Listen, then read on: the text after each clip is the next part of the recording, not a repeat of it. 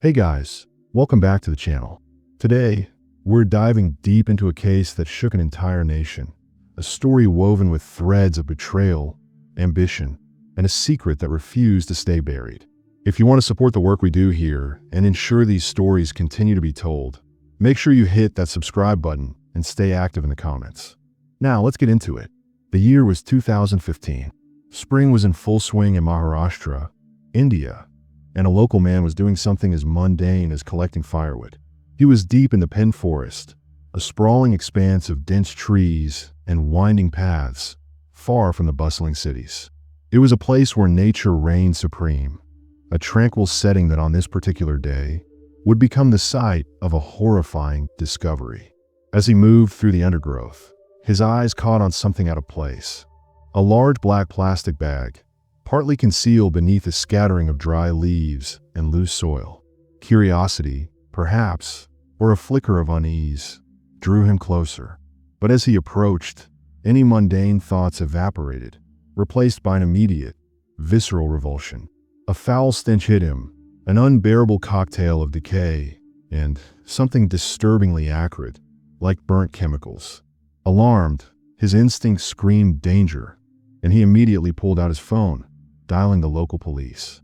A response team from the Penn district wasted no time. The remote location meant a bit of a drive, but they arrived quickly, the gravity of the caller's distress call evident in their swift action. What they found inside that unassuming black bag confirmed their worst fears: human remains. The sight was horrific. The body had been burned so severely that any hope of immediate identification was extinguished. There were no facial features, no distinguishable physical identifiers.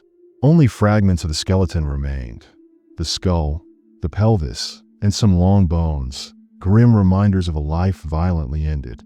The scene offered no other clues. No clothes, no identification cards, no personal belongings lay scattered nearby that could offer a hint as to who this person was. The state of the remains strongly suggested the individual had been dead for a significant period, allowing for decomposition and the subsequent attempt at disposal. Truth far more intricate and disturbing than anyone could have imagined. A bargaining chip, the truth revealed. The year was 2015, and police were deep into a completely separate criminal investigation. A man in custody, facing his own legal battles, was being questioned. In a moment that would send shockwaves through the nation, he casually dropped a bombshell. He claimed to know the identity of the person who had been burned in that remote forest. This wasn't a confession of guilt for the murder itself. He wasn't expressing remorse or regret. Instead, it was a bargaining chip, a calculated move. He offered this explosive information in exchange for leniency in his own case. Up until this point, absolutely no one, not the police who had archived the case, not the media who had moved on, not the public, had the slightest inkling of who the victim truly was. This informant's revelation was the first fragile thread that would begin to unravel a deeply disturbing tapestry of deceit. The identity of the woman in the bag. Her name was Sheena Bora, and her story began in 1987 in the picturesque city of Shillong, the capital of the Indian state of Meghalaya. Sheena's mother was Sheena Bora, and her father, Siddhartha Das. At the time of Sheena's birth, both Indrani and Siddhartha were remarkably young, barely adults themselves. Their relationship, by all accounts, was tumultuous and unstable from the very beginning. The arrival of a child, which often brings stability to some couples, did little to mend the fractures in theirs. Not long after Sheena came into the world, the couple had another child, a son named Mikhail. But even with two young lives now dependent on them, their relationship was beyond repair. Indrani and Siddhartha soon separated, a decision that would cast a long, dark shadow over their children's lives. After the separation, Sheena and Mikhail were left in the care of their maternal grandparents. While neither parent formally relinquished custody, the reality was stark. Their grandparents took over full responsibility for raising the children. Their home was simple, money was tight, but within those humble walls, Sheena and Mikhail were fed, educated, and, most importantly, cared for. Their father, Siddhartha, vanished from their lives completely, a ghost of a parent. And their mother, Indrani, made a choice that would define much of Sheena's life. She moved away, relocating to Kolkata to attend university. From that moment on, she systematically cut off all contact with her children and her past. There was no financial support, no visits, no phone calls to check in on their well-being. It was as if she had simply evaporated. To those she left behind in Shillong, it was as if Indrani had made a conscious decision to erase her past. Sheena and Mikhail's grandparents tried their best to soften the harsh truth for the children. They told them their mother was just busy, that things would get better, offering comforting lies to shield them from the pain of abandonment. But as Sheena grew older, a sharp, painful understanding began to dawn on her. Her mother hadn't just been busy, she had chosen to walk away. Her father had vanished without explanation. The hurt of this double abandonment settled deep within her, a constant, gnawing ache. During her teenage years, the weight of this emotional void became almost unbearable. Sheena struggled to comprehend how a mother could turn her back so completely on her own children, leaving them to be raised by others. Meanwhile, Indrani was meticulously reinventing herself. After graduating from college, she entered her first formal marriage, tying the knot with a businessman named Sanjeev Khanna. Together, they ventured into the corporate world, launching a company and diligently building their brand. Sanjeev was already a man of considerable wealth, and this union provided Indrani with access to a significantly higher social circle, a world of influence and opportunity she had clearly coveted. They also had a daughter together during this period. However, this marriage, like her previous relationship, was not destined to last. Disagreements, personal conflicts, and growing tension over control of their shared business ventures gradually pushed them further and further apart. By 2002, Indrani and Sanjeev Khanna officially ended their marriage, though they continued to share ownership of certain parts of their company. Interestingly, after the divorce, Indrani did not return to Shillong, to the home where Sheena and Mikhail were still living, still being raised by their grandparents. Instead, she set her sights on Mumbai, India's pulsating financial heart. Mumbai is a city of stark, haunting contrasts. Luxury towers and global corporations standing just blocks away from overcrowded slums, where clean water and electricity are a luxury, not a given. The chasm between wealth and poverty in Mumbai is not just visible. It's a profound, ever-present reality. It was in this deeply divided, yet endlessly ambitious city that Indrani embarked on yet another new life. She began a relationship with Peter Mukherjee, a towering figure in the Indian media landscape, the CEO of a major television network. Their connection moved with remarkable speed. Soon after marrying Peter, Indrani brought her daughter, Vidhi, from a previous marriage with Sanjeev Khanna, to live with them. Peter eventually adopted Vidhi as his own, integrating her fully into their new, affluent family unit.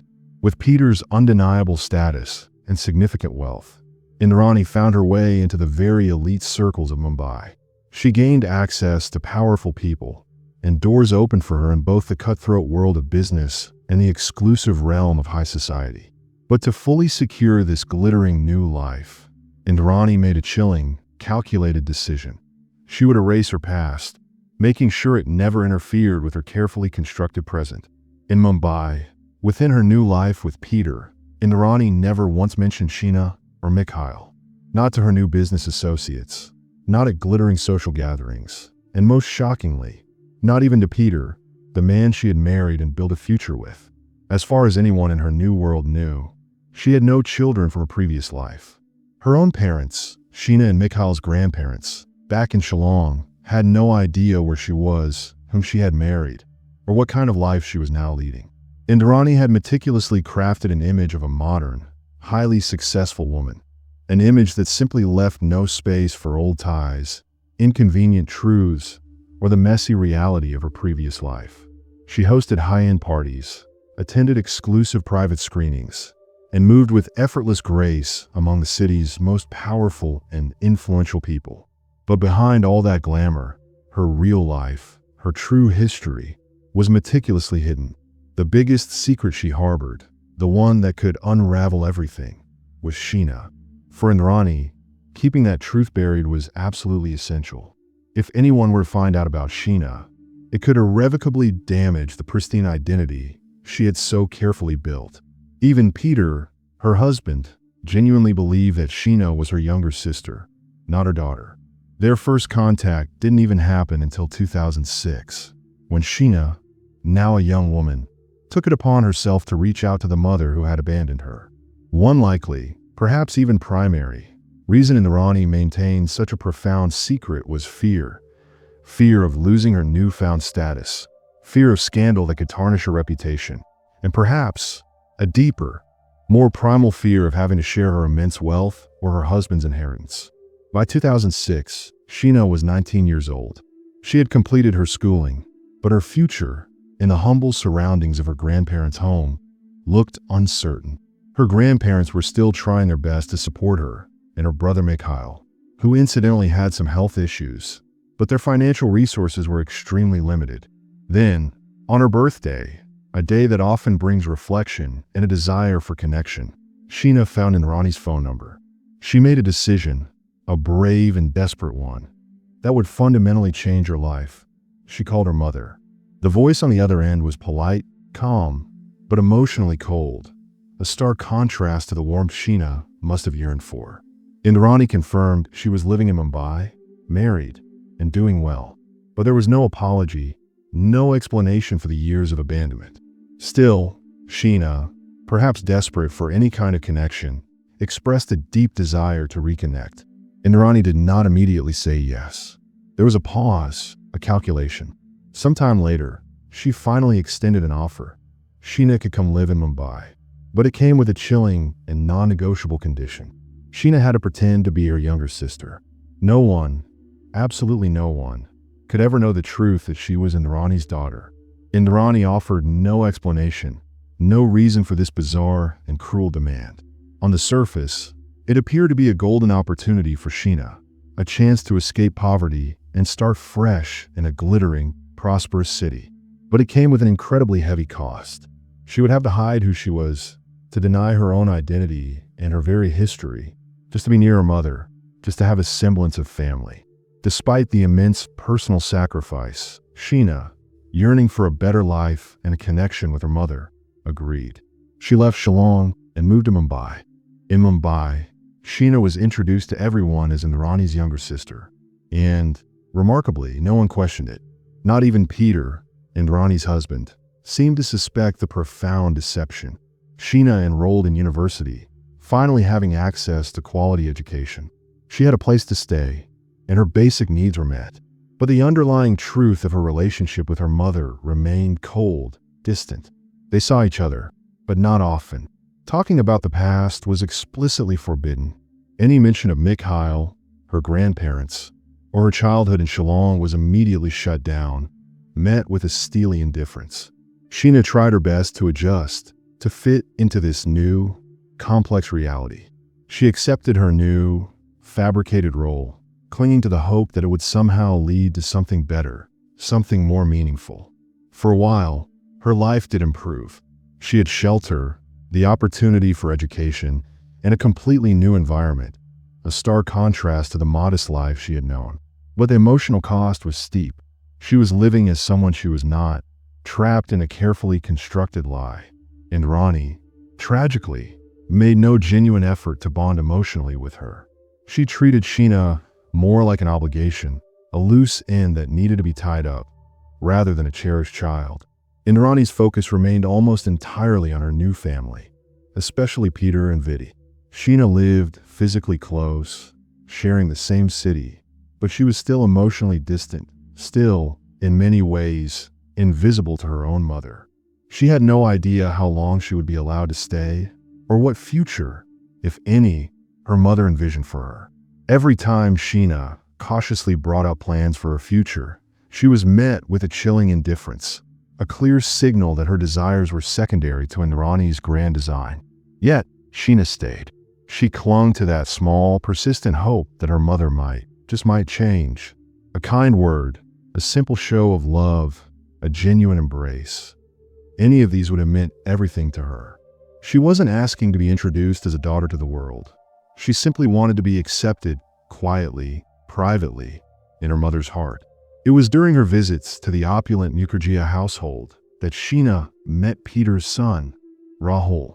He was around her age, living in the same house, but often keeping to himself, much like Sheena.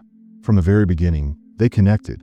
They discovered common interests, attended similar social circles and schools, and shared a subtle, unspoken feeling of being outsiders, observers in their own complex families. Their friendship deepened quickly, evolving into a romantic relationship. At first, it went unnoticed, hidden beneath the guise of family gatherings and casual interactions. But once Indrani discovered their burgeoning romance, her reaction was fierce, immediate, and absolutely unyielding. She ordered them to stop seeing each other, to end the relationship immediately. Her stated reason was that it was wrong for siblings, even non-biological ones, to be in a romantic relationship. But that, as would later become terrifyingly clear, was not the real reason. Indrani's true fear was what would happen if Rahul, deeply in love with Sheena, learned the truth. If Sheena and Rahul became serious, if their relationship progressed to marriage, the secret would inevitably come out. The truth, that Sheena was her daughter, not her sister, would destroy everything Indrani had painstakingly built, everything she had lied to maintain. Indrani tried everything to stop it. First, through what might have appeared as gentle persuasion, then escalating to strict, undeniable orders. Eventually, in a desperate attempt to sever their bond, she sent Sheena away, back to Shillong. She believed that distance would break the connection, that out of sight would be out of mind. But it had the exact opposite effect. Rahul, despite the geographical separation, stayed in constant contact. Their relationship, fueled by their shared defiance and growing love, not only continued but strengthened. When Sheena eventually returned to Mumbai, she was no longer as dependent on her mother as before. Rahul helped her with rent and expenses, providing a newfound sense of freedom and significantly reducing Indrani's control over her.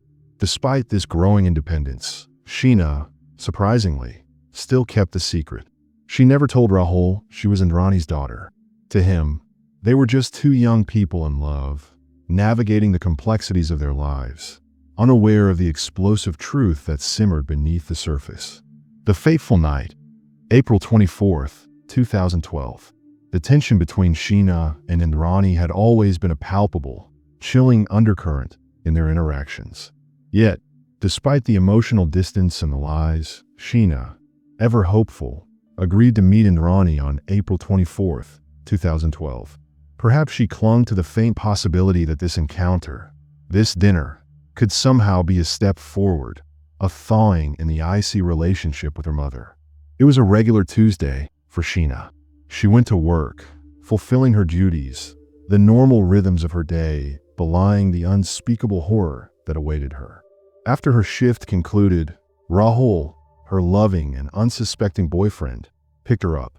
They spent a few quiet hours together, perhaps enjoying each other's company, sharing mundane conversations or dreams for their future, completely unaware that these moments were precious, fleeting, and soon to be shattered. Sheena told him she had to meet Indrani later that evening, a seemingly routine appointment with a family member. Rahul, ever supportive, dropped her off at the designated restaurant where the meeting was supposed to happen. He walked her to the spot, perhaps a final embrace, a quick kiss goodbye, and watched as she got into a car. Inside, Indrani was waiting. The driver sat in the front, and another person was in the back, obscured by the dim light or Sheena's angle, a person Rahul did not recognize. Sheena entered the car, and Rahul, completely innocent of the impending tragedy, stood watching as it drove off into the gathering dusk. Nothing seemed wrong at the time. He believed she was simply meeting her mother for dinner, a simple family affair. But that night, Sheena Bora never came back. Rahul, as expected, grew concerned when his calls went unanswered. He kept calling, his worry mounting with each unanswered ring. Then, a text message finally arrived. It claimed she was fine and staying overnight at Indrani's. But something felt profoundly wrong to Rahul. The message lacked Sheena's usual warmth, her distinct personality. It was cold, distant, almost generic. Alarmed by this unsettling tone, Rahul immediately replied, pleading with her to call him or at least send a voice message, just to confirm she was truly okay. There was no reply. Hours later, another text arrived, each word a dagger to Rahul's heart. It stated, coldly and unequivocally, that Sheena wanted to end their relationship and never be contacted again. It told him to forget her, to move on. Rahul was utterly shocked, devastated. Just days earlier, they had been planning their future together, building dreams. There had been no fight, no argument, no discernible reason for such an abrupt and brutal breakup. He knew Sheena intimately. He knew her thoughts, her feelings, her patterns. That message, he was instinctively certain, was not hers. His fear, initially a flicker, now erupted into a full-blown panic. He kept calling, kept texting, but silence was his only answer. He knew, with a terrifying certainty, that something terrible had happened the moment she had entered that car. The normalcy of their farewell had been a cruel illusion, a cover for an unspeakable act. The next morning, consumed by dread, Rahul desperately tried reaching Indrani. At first, she offered no response, prolonging his agony. When she finally called back, her explanation was smooth, rehearsed. She claimed Sheena had left the city, desperate to clear her mind and definitively end things with Rahul. She even went as far as to say Sheena had gone abroad. But Rahul, fueled by his love for Sheena and his gut feeling, did not believe a single word. The story was too sudden, too convenient, too perfectly crafted to explain away a sudden disappearance. He immediately contacted his father, Peter Mukherjee, hoping for a clearer, more honest explanation. But Peter, disturbingly, echoed Indrani's manufactured line. Sheena had left on her own, without a trace. Undeterred, and utterly convinced that something was terribly wrong, Rahul went to the police. He walked into the station, a young man consumed by fear for the woman he loved, and begged them to file a missing person report. But the police, dismissive and bureaucratic, refused. Sheena was an adult, they stated, perfectly free to go wherever she pleased. Rahul, desperate, showed them the suspicious text messages, explaining why they didn't sound like Sheena, how they were out of character. Still, no case was registered. No investigation was initiated. He returned to the station again and again, day after day, pleading with them to at least trace her phone, to use their resources to find her. They declined, citing lack of proof of danger. Without tangible evidence of foul play, they insisted nothing could be done. Their inaction would prove to be a catastrophic failure. Days turned into agonizing weeks. Sheena remained silent. No new texts, no calls, no posts on her social media, which was unusual for her. Rahul called her university, her office, her friends. No one had seen her since that fateful night she met Indrani. He pleaded with the police one last time, begging them to at least record her as missing, to acknowledge her absence. They continued to refuse, reiterating their stance that adults vanish by choice, a convenient dismissal that left Rahul feeling isolated and helpless. In desperation, he turned to her grandparents in Shillong, the only other people he knew who truly cared for Sheena. They hadn't heard from her either. Her brother, Mikhail, also called Indrani, receiving only vague and unsatisfactory answers, further deepening his own concern. Weeks, then months crawled by. Still no trace of Sheena. No travel records confirmed her supposed trip abroad. No signs of her anywhere. Rahul became convinced that something terrible had happened that night, that she had met with foul play. But the police remained stubbornly unresponsive, their files on the matter non-existent. No one searched. There was no news coverage. Sheena Bora, to the wider world, simply wasn't missing. The world moved on, oblivious. Only Rahul, Mikhail, and her elderly grandparents continued to ask questions, to demand answers. Everyone else, including Peter Mukherjee, remained unsettlingly silent. The breakthrough and the unraveling confession. Then, in 2015, nearly 3 years after Sheena's disappearance, a seemingly unrelated event cracked the case wide open. Police in Mumbai arrested a man named Sheena Bora for illegally possessing firearms. During his questioning, a routine interrogation, Rai made a shocking, unprompted offer. He casually mentioned that he knew about a murder from 2012. At first, the police, having heard countless desperate claims from those in custody, dismissed him, likely attributing it to a desperate attempt to gain leverage. But then, Rai began to provide details, specific, chilling details that aligned remarkably with the unsolved 2012 case of the charred remains found in the Penn forest. Until Rai's confession, the police had never, not once, linked that unidentified body to the missing person inquiries made by Rahul regarding Sheena. Rai, who had been Indrani's driver, laid out the gruesome sequence of events.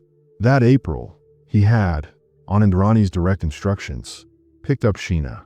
She was told they were going out for dinner, a seemingly innocuous evening. Rahul, in his innocence, had dropped her off, utterly unaware that it would be the last time he would ever see the woman he loved alive. Rai recounted how Sheena had entered the car, where Indrani and Sanjeev Khanna, Indrani's former husband and the father of Idhi, were already waiting. She was offered a drink, seemingly a casual gesture, but within minutes, Sheena began to feel weak, her senses dulling, her body losing consciousness. Rai, under Indrani's chillingly calm orders, kept driving. Their destination, a remote, desolate stretch of forest near Penn, the very place where the charred remains would eventually be discovered. Once they arrived in the isolated wilderness, Indrani and Sanjeev Khanna, without hesitation, pulled Sheena's limp, unresponsive body to the back of the car. Rai, the driver, stated unequivocally that Indrani herself carried out the killing. He described her as showing no hesitation, no flicker of remorse. The details of the act itself were harrowing, though he did not explicitly state how she was killed, implying a direct, brutal act. After the life had been violently extinguished, they stuffed Sheena's body into a large plastic bag that Rai had been explicitly told to bring earlier. They then drove deeper into the dark, silent forest. In the suffocating blackness of the night, they doused the plastic bag with fuel and, with a terrifying finality, set it on fire. The flames roared, consuming the evidence, rising fast against the dark canvas of the trees. They waited, watching the macabre bonfire, until only ashes and skeletal fragments remained. Then they left the scene, leaving behind a horrifying secret. Rai's detailed and disturbing story eerily matched the unsolved 2012 case of the charred remains found in those very woods. The pieces of the puzzle, previously scattered and unrelated, were now snapping into place with terrifying precision. Until his confession, the police had simply failed to connect the dots, failed to link a discarded body to a young man's desperate search for his missing girlfriend. Rai, for his part, claimed he was forced to help. He was in dire financial straits. He needed money, and Indrani, ever manipulative, had promised to pay for his family's medical bills if he cooperated, holding his loved one's health hostage. Meanwhile, throughout these silent years, Rahul had never given up. His love for Sheena was a burning ember that refused to be extinguished. For years, he kept digging, meticulously collecting every message, every note, every document that might offer a clue. He even found Sheena's personal writings, fragments of diaries or journals where she spoke of fear, of immense pressure, and of the suffocating burden of her secret identity. She hinted at the deep tension with her mother and a life that felt increasingly built on lies, a life where her true self was perpetually hidden. Eventually, propelled by his unwavering conviction, Rahul pushed for DNA testing. He obtained samples that could definitively link Sheena to the remains. The results confirmed what he had long suspected, a truth that shattered Indrani's carefully constructed facade. Sheena was not Indrani's sister. She was, unequivocally, her daughter. The elaborate lie, maintained for years, finally collapsed. And with that collapse, the motive for the horrific crime began to crystallize, becoming terrifyingly clear. Indrani had meticulously hidden her past, had built an entire new identity, precisely to protect her exalted social standing and her powerful marriage to Peter Mukherjee. Peter had, to his knowledge, no idea that Sheena was her child. If the truth came out, it would inevitably threaten everything she had meticulously cultivated, including her reputation, her wealth, and her share of any inheritance. The secret had been her shield, its exposure, her ruin. Rahul, armed with this irrefutable truth, stood alone. The Mukherjee relatives, desperate to protect their family name and reputation, accused him of damaging their standing. Indrani herself, audacious in her denials, painted him as a troublesome, unstable individual trying to discredit his claims. Still, Rahul, a solitary figure against a powerful and influential family, kept going. He spoke to the media, found legal help, and relentlessly pushed for justice. He had facts, he had documents, and now he had the most crucial piece of all, a witness. But he was fighting against an immense tide of power and influence, a system that often bent to the will of the wealthy. After Rai's shocking confession, things moved with incredible speed. Indrani, Sanjeev Khanna, and eventually Peter Mukherjee were all arrested. The driver's detailed testimony, chilling in its clarity, became the very backbone of the prosecution's case. Sanjeev Khanna, facing the undeniable weight of Rai's testimony, even partially confessed. He admitted he was in the car, confirmed that Sheena drank something, and subsequently passed out. Crucially, he corroborated Rai's account that they had driven to the forest and burned her body. His version of events largely matched Rai's, confirming the horrific truth that had finally, after years of silence, surfaced. The flawed investigation and the battle for justice. With Rai's confession, a whirlwind of arrests followed. Indrani Mukherjee, Sanjeev Khanna, and eventually Peter Mukherjee were all taken into custody. The driver's testimony became the backbone of the entire case, offering a horrific yet coherent narrative of Sheena's final moments. Sanjeev Khanna's partial confession further solidified Rai's account. He admitted being in the car, confirmed Sheena passed out after a drink, and shockingly, acknowledged his role in burning her body in the forest. The truth, after years of being buried, had finally begun to surface, revealing a story far more sinister than anyone had imagined. However, the investigation that followed was plagued by a series of stunning setbacks and inexplicable omissions that would ultimately unravel the prosecution's case. One of the most glaring issues was the missing surveillance footage from Indrani and Peter's sprawling estate. Specifically, the recordings from April 24, 2012, the very day Sheena disappeared, were nowhere to be found. Every other day had recordings, a complete visual record of activity, but that one crucial day was wiped clean, as if by design. No plausible explanation was ever provided for this convenient blank. It was almost as if someone had meticulously ensured the cameras would tell no tales on the day of the alleged crime. Furthermore, the car where Sheena was believed to have been incapacitated was a critical piece of evidence. Yet, upon examination, no physical trace remained inside. No blood, no fingerprints, no hair fibers, no remnants of struggle. Nothing that could definitively hold up in court as irrefutable physical proof of the crime taking place within its confines. This lack of forensic evidence and the suspicious absence of surveillance footage highlighted a more fundamental problem. The initial failure of the police to act when it mattered most back in 2012. Rahul had repeatedly approached them, desperate and convinced of foul play, but his pleas were dismissed. This crucial delay allowed for the passage of time, enabling key evidence to vanish, be destroyed, or become irretrievable. The case, initially ignored, became significantly harder to prove years later, a critical lapse that the defense would exploit relentlessly. This neglect from the very beginning became the defense's strongest weapon. Indrani and Peter, with their vast resources and connections, assembled a legal dream team, the best lawyers money could buy. These seasoned professionals tore into the investigation, meticulously dissecting every weak point. They argued that Rai's confession was not credible, claiming it was given under duress or as a desperate attempt to save himself from his own legal troubles.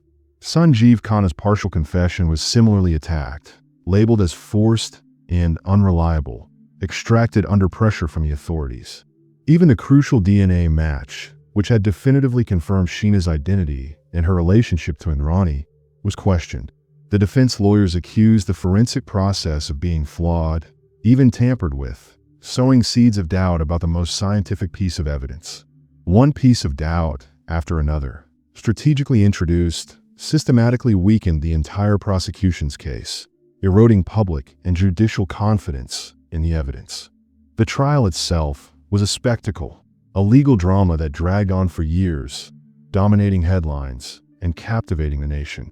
The public followed every update, every dramatic twist, every shocking revelation. Journalists and reporters flocked to the courthouse, eager to capture every detail of this high-profile case involving Mumbai's elite. But as the years wore on and the legal battles intensified, a frustrating pattern emerged. In the end, despite the initial confessions and the clear motive, none of the accused were found guilty. Indrani, Peter, Sanjeev, not a single one of them received a verdict of conviction for Sheena's murder. A young woman was dead, her life brutally extinguished. Multiple individuals had confessed to their involvement, either directly or indirectly. The motive, rooted in deceit and the preservation of status, seemed unequivocally clear. Yet, in a devastating blow to justice, the system failed. Money, influence, and the power of an expert defense stood taller than the truth, taller than the evidence, and taller than the compelling witness accounts. The unjust conclusion and Rahul's enduring fight. By 2022, the legal proceedings reached a perplexing conclusion. One by one, everyone involved walked free. Indrani Mukherjee, Sanjeev Khanna, Peter Mukherjee, Sheena Bora, all were released from custody. The charges against them were not technically dismissed. The cases simply languished, unable to secure convictions. Rai, the driver who provided the police with a critical breakthrough confession, was released for cooperating with the investigation and for avoiding other serious crimes. Sanjeev Khanna, who had admitted to being in the car and burning Sheena's body, also faced no punishment for his involvement. Peter Mukherjee, initially accused of being complicit in hiding facts, was also let go. Investigators could not definitively prove his direct role in the murder. And Indrani, the woman at the absolute center of it all, the one accused of orchestrating the entire horrifying act, continued to deny any guilt and was eventually granted bail, effectively walking free. Rahul, the young man who had relentlessly pursued the truth for years, was left standing alone, still searching for justice, still clinging to the truth with every fiber of his being. He had witnessed firsthand the immense power of wealth and influence, how it could seemingly bend the rules and erase responsibility. Despite compelling confessions, a clear and undeniable motive, and irrefutable DNA evidence, justice had not been served. A case with a known victim, undeniable clues pointing to foul play, and multiple confessions was allowed to slip into silence, concluding without a single conviction. Rahul knew there could be a profound, perhaps dangerous, cost for not letting go, for continuing his fight. He lived with the constant risk, the gnawing fear, the tension of what might happen if he pushed too far against such powerful forces. He was acutely aware that the people he challenged had deep reach, extensive networks, and the means to retaliate. But still, he chose not to step back. His determination was unyielding. The DNA evidence had confirmed one thing with absolute certainty. Sheena Bora was dead.